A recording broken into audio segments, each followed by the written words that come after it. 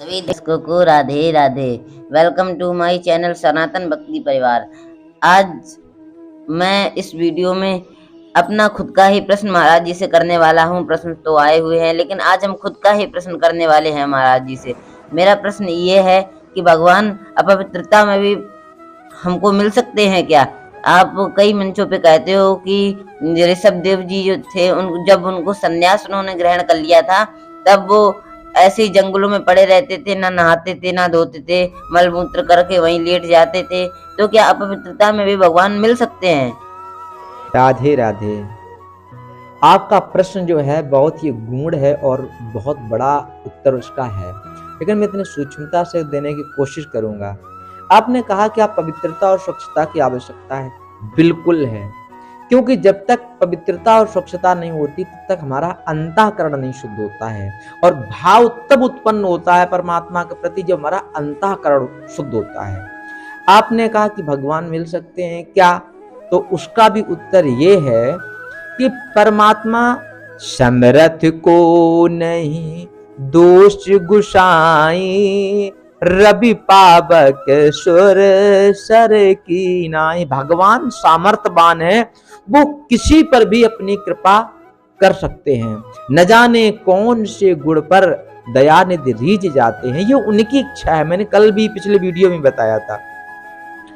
और पवित्रता क्यों आवश्यक है, तो एक मैं आपको श्लोक सुनाऊंगा, बहुत ही श्लोक अच्छा है कि 6 दोष हैं, और 6 दोष वो यदि नारायण में भी आ जाते हैं तो लक्ष्मी माँ उनको छोड़ करके चली जाएंगी। क्या है? बोले कुचैलनम दंतो मलोपधारणम बहुभोजनम निष्ठुरभाषणम चा सूर्योदये चास्मित शयानम विमुंच्यत श्री यदि चक्रपाणी। ये 6 दोष हैं। कौन? बोले गंदे कपड़े पहने रहना, दांतों में मैल भरा रहना, यानी कि दांत साफ ना करना, बहुत भोजन करना, और कड़वी भाषा बोलना, निष्ठुर भाषणम, और सूर्योदय पर भी सोते रहना। ये यदि 6 दोष यदि भगवान नारायण में भी आ जाते हैं तो माँ लक्ष्मी उनको भी छोड़ करके चली जाती हैं। तो आप समझ लीजिए अब पवित्रता है कि नहीं, ये श्लोक सिद्ध कर रहा है। आपने जो प्रश्न किया था, आपने प्रश्न किया था कि ऋषभ देव जी, तो ऋषभ देव जी बहुत ही पहुंचे हुए संत जन थे। उन्होंने क्या किया, वो घर से संन्यास दीक्षा लेकर के और जंगलों में चले गए। वहां लोगों को पता लगा कि वो बहुत पहुंचे हुए संत आए, उनके दर्शन करें, उनसे कुछ प्रश्न पूछें, तो लोग भाग भाग कर उनके पास जाने लगे। बहुत अपार लाखों की भीड़ होती थी, तो उनका भजन नहीं हो पाता, तो इसलिए उन्होंने देखने में बाहरी अपवित्रता कुछ दिनों के लिए की थी। इसलिए मैं आपसे ये कहना चाहता हूं कि उनका ध्यान न दीजिए।